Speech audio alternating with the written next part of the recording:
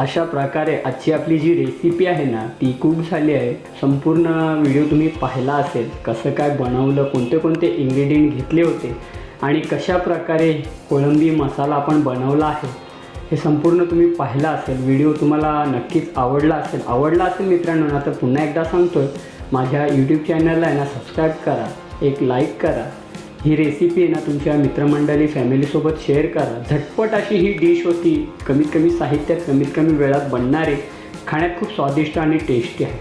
तर पाहून घ्या मित्रांनो, सर्वात अगोदर रंग पाहून घ्या जो कोळंबी मसाला बनवला आहे त्याचा।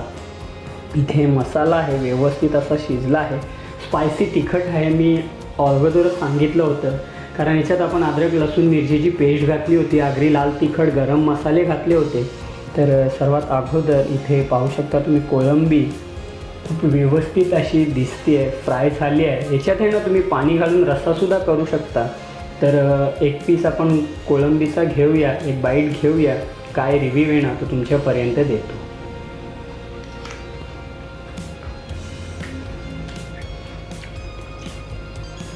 परफेक्ट, खूप छान अशी शिजलीसुद्धा आहे।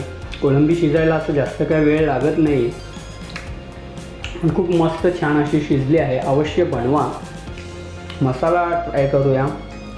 पाहू शकता मसाला ग्रेव्ही, ह्याची एक बाईट घेऊया।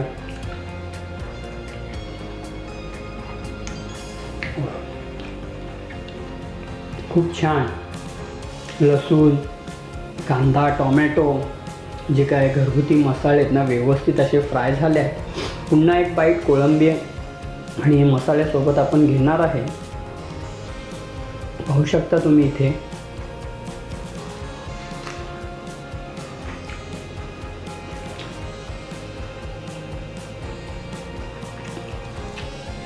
परफेक्ट, खूप छान टेस्टी।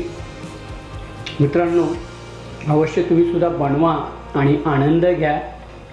घरच्या घरी बनवा, खूप छान टेस्टी आहे, तुम्हाला नक्कीच आवडेल आणि आवडल्यास कमेंट बॉक्समध्ये नक्की सांगा।